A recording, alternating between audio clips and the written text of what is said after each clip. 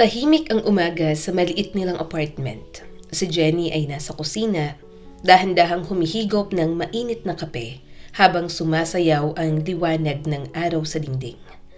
Ang amoy ng kape, dati nagbibigay ng ginhawa.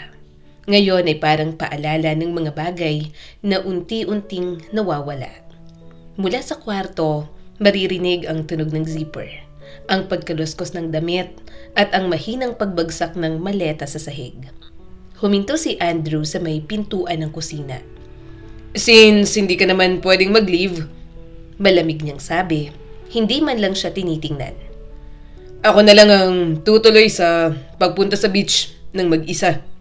Naniga si Jenny. Mahigpit na hawak ang tasa ng kape. Para bang anumang galaw ay pwedeng magpabuhos sa lahat ng emosyon na pilit niyang ikinukulong. Wala siyang sinabi agad. 6 months na nating plinano to," dagdag ni Andrew. Bahagyang nakataas ang boses.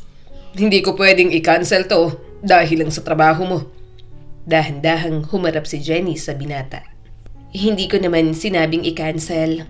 Mahidahon niyang sagot dahil ramdam ang panginginig sa boses. "Sabi ko lang, ipagpaliban ng 1 linggo." Napailing si Andrew. "Ganyan ka palagi.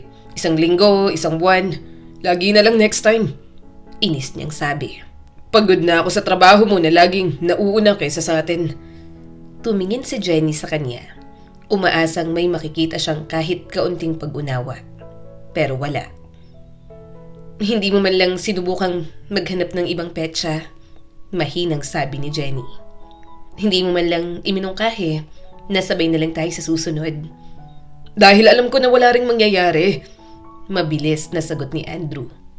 "Kahit kailan, lagi mong hahanapan ng dahilan para ipagpaliban ng buhay natin." Huminga ng malalim si Jenny. Alam na niya ang eksenang ito. Alam niya na ang ending. Wala na siyang balak makinig. Bulong ng isip niya. "Kailan ka aalis?" tanong niya sa wakas.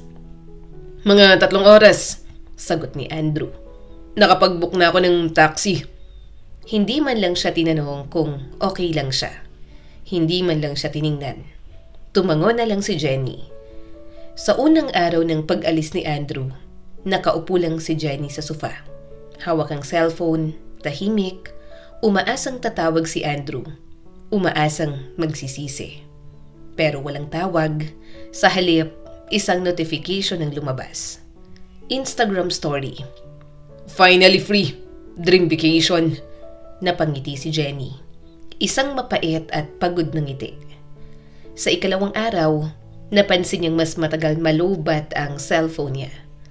Wala nang paulit-ulit na pag-check kung may message. Wala nang tanong kung nasa ng medyas, kung anong ulam, kung may malinis pang damit. Tahimik. Sa ikatlong araw, napansin niya, hindi na masyadong masakit. Ang pag-alis ni Andrew ay parang pag-alis ng bigat na matagal niya ng pasan. Pero hindi niya napapansin. Ang bakanting apartment na dati kinatatakutan niya, ngayon ay parang espasyong muli niyang pag-aari. Malaya.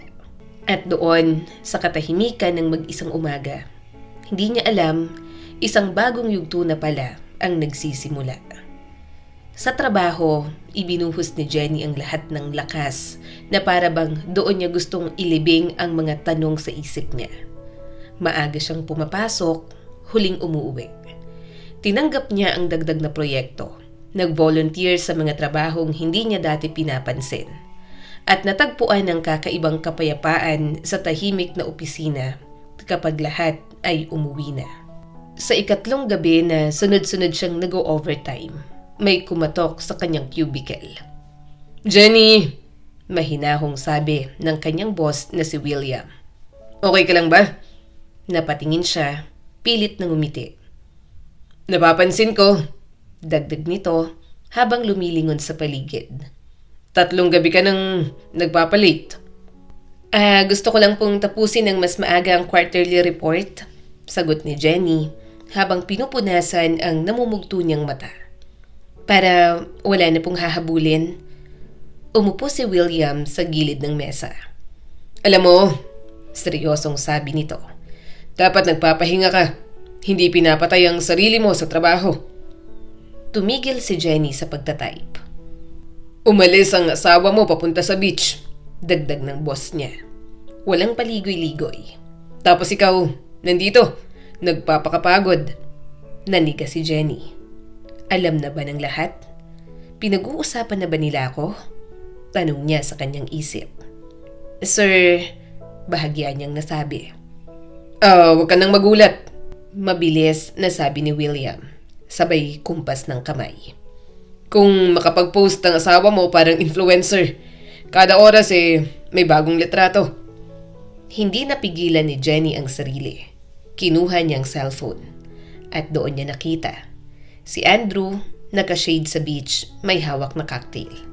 Sumunod na larawan, sa bar, napapalibutan ng masayang crowd. Isa pa, selfie kasama ang mga babaeng morena. Nakangiti, tila walang iniisip kundi ang sarili. Napalunok si Jenny. Paano kung mag-resign ako? Bigla niyang nasabi.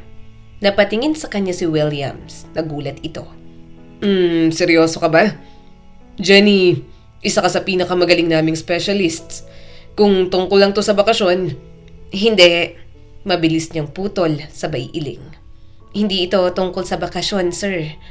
Tumayo siya, hawak ang gilid ng mesa na parang doon siya kumukuha ng lakas. Ngayon ko lang na-realize, mahina ngunit malinaw niyang sabi, na 7 taon na pala akong nabubuhay para sa buhay ng ibang tao. Tahimik ang opisina. Kinagabihan, sa loob ng apartment na dati parang kulungan, isinulat ni Jenny ang resignation letter niya. Habang nagtatype, bumalik ang alaala. Noong estudyante pa siya, art history ang kursong pinili niya. Hindi dahil madali, kundi dahil mahal niya ito. Pinangarap niyang maglakbay, makita ang mga obra maestra, hindi lang sa libro, kundi sa totoong buhay. Maglakad sa makikitid na kalye ng maliliit na bayan sa France. May dalang sketchbook, tahimik na gumuguhit. Hanggang dumating si Andrew. Masigla, kumpiyansa, siguradong sigurado sa direksyon ng buhay niya.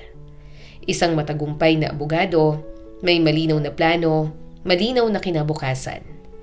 At sa tabi niya, ang mga pangarap ni Jenny, parang laruan ng bata. Art management? Natatawang tanong ni Andrew noon. Sino bang nangangailangan ng ganyang degree? Bumalik sa isip niyang boses nito. Dito sa bansa natin, kailangan praktikal. Madalas sabihin ni Andrew. At naniwala naman siya. Tinanggap niya ang corporate job. Umakyat sa posisyon, iniwan ng lapis, pintura at sketchbook na unti-unting natabunan ng alikabok. Ngunit ngayong gabi, mag-isa na siya. Umakyat si Jenny sa attic. Sa isang lumang kahon, nakita niya ang sketchbook niya. Nanilaw ang mga pahina at halos walang laman. Tuyo ang mga brush, basag-basag ang pintura sa lata. Dahan-dahan niyang hinaplos ang makapal na papel at may gumalaw sa loob niya. Isang damdaming matagal niyang kinimkim.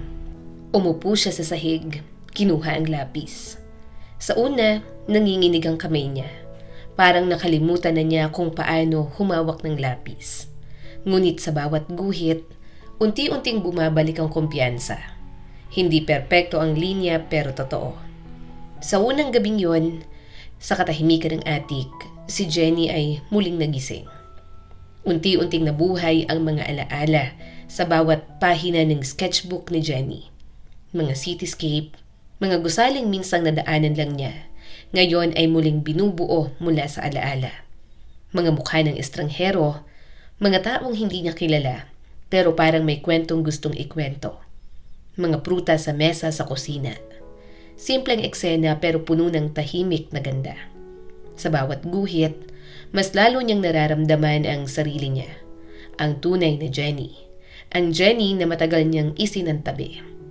Habang mas lumalalim siya sa pagguhit, bumabalik ang alaala ng kabataan niya. Ang mga pangarap, ang pananabik, ang France. Naalala niya kung paano niya pinangarap noon ang Paris, kung saan nagsasama ang sining at kasaysayan. Kung saan parang humihinga pa rin ang mga obra ng mga maestro. Gusto kong maramdaman ang parehong hangin na nilanghap nila, bulong niya sa sarili. At sa unang pagkakataon, pagkatapos ng 9 na taon, ang pangarap na yon hindi na lang pangarap. Nasa abot kamay ko na pala, mahina niyang sabi, halos hindi marinig. Huminga siya ng malalim. May ipon siya, may emergency fund, pera na matagal na niyang inihahanda para sa kung sakali. At ngayon, wala na siyang opisina na kailangang balikan. Wala nang schedule na kailangang sundan. Higit sa lahat, may matinding kagustuhan siyang mabuhay. Bakit hindi? Tanong niya sa sarili. At sa isang iglap, walang pag-aalinlangan, bumili si Jenny ng one-way ticket papunta sa Paris. Sa ika-10 araw, bumalik si Andrew. Moreno, mukhang relaxed at halatang kontento. May hawak siyang murang bote ng alak, souvenir daw. "Han, I'm home," masigla niyang sabi habang binubuksan ng pinto. "Oh, tingnan mo to para sa'yo." Ngunit imbis na yakap, imbis na pamilyar na init, katahimikan ang sumalubong sa kanya. Tahimik ang apartment, napansin niya agad, kalahati ng wardrobe ay wala ng laman. Lumapit siya sa mesa. May sobre, dahan-dahan niyang binuksan. "Huwag mo akong hintayin, nagsimula na ang mahaba kong bakasyon." Paulit-ulit niyang binasa ang sulat. Parang hindi niya maunawaan ang ibig sabihin. Biro lang siguro to," bulong niya sa sarili. Tinawagan niya si Jenny, ngunit hindi niya na ito makontak. Nag-send din siya ng message. Sin, wala. Tinawagan niya ang mga kaibigan nito, ang mga magulang, mga katrabaho. "Hindi namin alam." "Hindi siya nagsabi eh. Akala namin kasama ka." Unti-unting lumamig ang kamay ni Andrew. Samantala, si Jenny ay naglalakad sa makikitid na kalye ng Paris. Nagpo-post ng mga larawan, mga gusaling may kasaysayan, mga bintanang may bulaklak, mga ngiting matagal niya nang hindi nakikita sa sarili niya. Nakaupo siya sa isang maliit na cafe. Bukas ang sketchbook, sumasayaw ang sikat ng araw sa buhok niya. Sa likuran niya, nakatayo ang Eiffel Tower, matatag at tahimik. Sa tabi ng espresso niya, isang guhit, isang matandang Pranses na tumutugtog ng accordion. Ngumiti si Jenny habang tinitingnan ang obra niya. "Unang araw ng bagong buhay ko," mahina niyang bulong sa sarili. At sa caption ng litrato, isinulat niya, "The first day of my new life. #finally free." Magkahalong selos at galit ang naramdaman ni Andrew habang walang tigil ang pag-scroll niya sa mga litrato ni Jenny. Masaya, malaya, nakangiti, isang ngiting hindi niya maalala na ibinigay nito sa kanya noon. "Paano?" bulong niya sa sarili. "Paano siya naging masaya nang wala ako?" Agad niyang tinawagan ang kaibigan niyang si Kenneth. "Kenneth, hindi mo paniniwalaan ang ginawa niya." Nanginginig ang boses na sabi ni Andrew. "Nag-impaka siya. Umalis at wala man lang pasabi." May sandaling katahimikan mula sa kabilang linya. "Andrew," kalmadong sagot ni Kenneth. "Hindi ba ikaw rin naman ang unang umalis?" "Anong ibig mong sabihin?" Mabilis na kontra ni Andrew. "Nagbakasyon lang ako. May dala pa nga akong souvenir para sa kanya." "Andrew," mariing sabi ni Kenneth, "nakiusap siya sa'yo. 1 linggo lang para sabay kayo." "Tinanggihan ko dahil palagi na lang inuuna niyang trabaho niya." Giit pa ni Andrew at mataas na ang boses. "At alam mo ba," dagdag ni Kenneth, may bahid ng pagkainis, "na nag-resign siya para sa'yo." Nalaki ang mga mata ni Andrew. "Ha? Kailan? Bakit hindi niya sinabi sa akin na nag-resign na siya?" "Tinawagan niya si Ana," paliwanag ni Kenneth. "Isang araw pagkatapos mong umalis." Parang may humampas sa dibdib ni Andrew. Dahan-dahan siyang naupo sa sofa na wala ng lakas. Habang siya'y nagpapakasaya, si Jenny pala ay tahimik na binubuwag ang lumang buhay niya. Ano gagawin ko ngayon? Mahina niyang tanong. Hindi ko alam, Andrew. Buntong hininga ni Kenneth. Pero mukhang malaki ang nasira mo. Ibinalik ni Andrew ang cellphone sa mesa. Tumayo siya sa gitna ng apartment. At doon niya lubos na naunawaan. Hindi lang asawa ang nawala sa kanya. Nawala ang taong handang magsakripisyo para sa kanya. Ang taong nagtiis sa pagiging makasarili niya. Ang taong nakakita ng kabutihan sa kanya. Kahit siya mismo ay hindi yon makita. Samantala, sa parties, ibang mundo ang ginagalawan ni Jenny.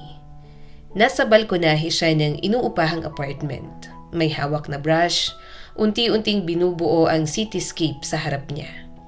Pinapainit siya ng banayad na sikat ng araw sa umaga. Mula sa ibaba, umaabot ang amoy ng bagong lutong tinapay mula sa panaderya. Ganito palang pakiramdam ng gumising sa sarili mong buhay, naisip niya. Biglang nag-vibrate ang kanyang cellphone. Isa na namang mensahe mula kay Andrew. Isa sa marami nitong nakaraang linggo. Noon, galit. Paano mo nagawa sa akin to? Sinira mong pamilya natin. Hindi niya sinagot. Sumunod, nakikiusap na ito. Please, bumalik ka. Mag-usap tayo. Magbabago ako. Tahimik pa rin si Jenny. At ngayon, pupunta ako sa parties. Kailangan nating mag-usap. Binasa ni Jenny ang mensahe. May kumurot na kaunting guilt. May munting galit, pero higit sa lahat, may malinaw na desisyon. Tapos na, bulong ng puso niya. Ibinalik niyang atensyon sa sketchbook. Dinagdagan ng guhit, mga anino, liwanag, mga lumang pader na tila may sariling kwento. Ang mga araw na ito, parang pagising mula sa mahabang pagkakatulog. Mas matingkad ang mga kulay, mas malinaw ang mga tunog, mas buhay ang bawat sandali. At sa wakas, si Jenny ay hindi na basta nabubuhay. Namumuhay na siya. Kinagabihan, dumalo si Jenny sa isang maliit na pagtitipon ng mga local artist. Isang paanyayang nakita lang niya sa notice board ng cafe. Pagpasok niya sa munting gallery, sinalubong siya ng ingay ng tawanan, diskusyon at masiglang palitan ng idea. May mga batang baguhan, may mga veterano, may mga tahimik lang na nakikinig. Ngunit iisa ang wika nilang lahat. Sining. At doon, sa gitna ng mga estranghero, nakaramdam si Jenny ng isang bagay na matagal niyang hindi naranasan. Ang pagiging kabilang. Sa'yo ba ang sketch na to? Tanong ng isang matandang prinses habang dahan-dahang nililipat ang mga pahina ng sketchbook niya. Opo. Sagot ni Jenny, bahagyang namumula ang pisngi. Nagsisimula pa lang po ako ulit. Ngumiti ang matanda. May talento ka, iha, sabi nito. Alam mo ba, sa edad mo, si Michelangelo ay nakagawa ng piyeta. Pabirong dagdag niya sabay tawa. Pero huwag ka mag-alala. Hindi kailanman huli ang magsimula. Iniabot niya ang kamay. Ako si Louie. Nagtuturo ako sa art school dito. Kung gusto mo, dumaan ka bukas. Napangiti si Jenny. Ramdam ang munting kilig sa dibdib. Maraming salamat po. Sagot niya rito. Pupunta po ako. At sa sandaling yon, alam niyang may bagong pinto ang bumukas. Isang yugto ng posibilidad, paglago at sining. Ang dapat sanang isang linggong pagtakas sa parties ay naging isang buwan. Ang isang buwan ay naging isang buong semester. Samantala, si Andrew, dala ng desperasyon at pagsisisi, lumipad patungong parties. Sinundan niya ang bakas ni Jenny sa social media. Ang mga larawang puno ng kulay at buhay. Isang hapon, nakatayo siya sa tapat ng inuupahang apartment ni Jenny. May hawak na bouquet ng rosas. Humahalo ang amoy ng bulaklak sa malamig na hangin. Bumukas ang pinto. Jenny, maingat niyang sabi, may halong pag-asa at kaba. Kailangan nating mag-usap. Tumingin sa kanya si Jenny, kalmado at matatag. Sige, sagot niya. Pumasok siya sa loob at pinapasok si Andrew. Napansin ni Andrew agad, wala ang galit na inaasahan niya. Wala ang hinanakit. Sa halip, may kapayapaan. Huminga siya ng malalim at ibinuhos ang matagal niyang inensayong salita. Naging makasarili ako, sabi niya kay Jenny. Hindi kita pinahalagahan. Hindi ko nakita kung gaano karami ang isinakripisyo mo para sa atin. Sorry, Jenny. Patawad. Please, magsimula tayo ulit. Tahimik na tumingin si Jenny sa kanya. Nakita niyang lalaking minahal niya noon. Gwapo, may kumpiyansa, kaakit-akit. Pero nakita niya rin ang malinaw na agwat sa pagitan ng lalaking yon at ng babaeng siya ngayon. Ang Paris ay hindi lang nagbigay sa kanya ng bagong lugar. Ibinigay nito ang sarili niyang lakas at linaw. Hindi, Andrew, mahinahon niyang sabi, may lambing pero matatag. Hindi na tayo pwedeng magsimula ulit. Nanlumo si Andrew. Bakit naman? Mahina niyang tanong. Dahil hindi na ako ang babaeng iniwan mo, sagot ni Jenny. Nahanap ko ng sarili ko, ang tunay na ako, at mahal ko ang babaeng to. Tumahimik ang silid. Sa labas, patuloy ang paghinga ng lungsod. At sa sandaling yon, tuluyan ang pinili ni Jenny ang sarili niya. Sa unang pagkakataon, matapos ang maraming taon, mariing sabi ni Jenny. Pakiramdam ko, buhay na buhay ako. Dumilim ang mukha ni Andrew. Tumaas ang boses niya, puno ng inis at takot. Jenny, kalokohan to, giit ni Andrew. Hindi ka pwedeng magtapo ng 10 taon ng pagsasama natin dahil lang sa isang kapritsyo. Umiling si Jenny.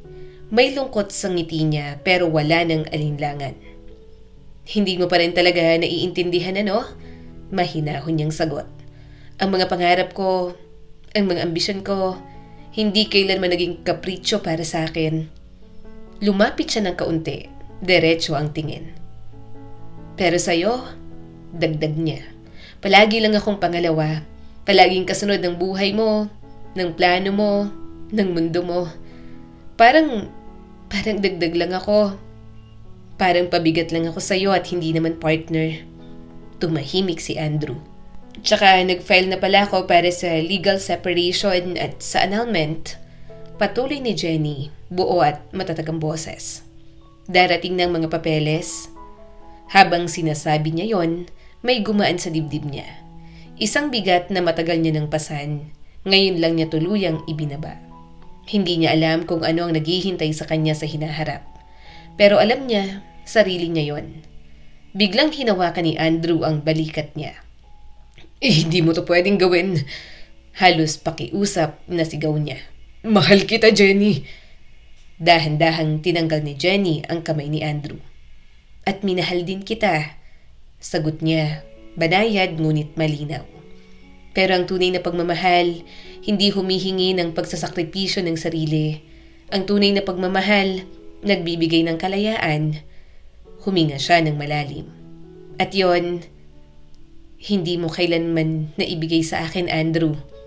Sabi niya, diretso ang tingin sa mga mata nito. Nanlaki naman ang mga mata ni Andrew. Sa harap niya, hindi na ang babaeng sanay magpaliwanag, maghintay at magparaya. Hindi siya nagbago sa itsura, pero nagbago ang tindig niya, ang mga mata niya, ang boses niya. May dignidad, may lakas. Paalam, Andrew.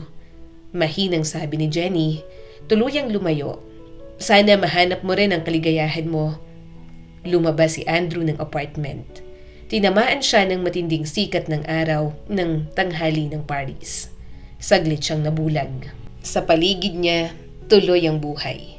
Mga turistang kumukuha ng litrato sa harap ng matatandang gusali. Mga street musician na tumutugtog ng mga kantang tungkol sa pag-ibig. Mga artistang naguguhit ng mga mukha ng mga estrangherong dumaraan. At doon, sa gitna ng ingay at kulay ng lungsod, naramdaman ni Andrew ang isang kakaibang kawalan. Hindi lang asawa ang nawala sa kanya. Nawala ang kinabukasang inakala niyang sigurado na. Nawala ang paniniwalang siya ang sentro ng mundo ng isang tao. At higit sa lahat, na wala ang karapatang maging sentro ng universe ng isang babaeng piniling mahalin ng sarili niya. Sa mga sumunod na araw, natuklasan ni Jenny ang isang uri ng kalayaan na hindi niya kailanman naranasan. Kalayaang maging siya, kalayaang habulin ang mga pangarap na minsang tinawag na kapritsyo, at kalayaang mahalin ang sarili ng kasing lalim ng minsang pagmamahal niya sa iba. Isang umaga, nag-post siya ng bagong litrato sa Instagram. Nakatayo siya sa harap ng isang fountain. Nakangiti, may kumpiyansang hindi na humihingi ng pahintulot. Ibinato niya ang barya sa likuran ng balikat. Isang ritual ng mga nangangarap. Ang caption, sabi nila, kapag naghagis ka ng barya, siguradong babalik ka sa Paris. Pero ako, wala na akong balak umalis. #may eternal love, #new life. Isang simpleng post pero malinaw ang mensahe. Masaya siya, buong buo at malaya. Samantala, si Andrew ay naglalakad-lakad sa mga kalye ng lungsod, nakikiagos sa mga taong may sariling patutunguhan. Doon, sa pagitan ng mga musikang lansangan at mga artistang gumuguhit ng mga mukha ng estranghero, dahan-dahang bumigat ang kanyang dibdib. Ngayon niya lang lubos na naunawaan. Minamaliit niya ang lakas ng babaeng pinakasalan niya.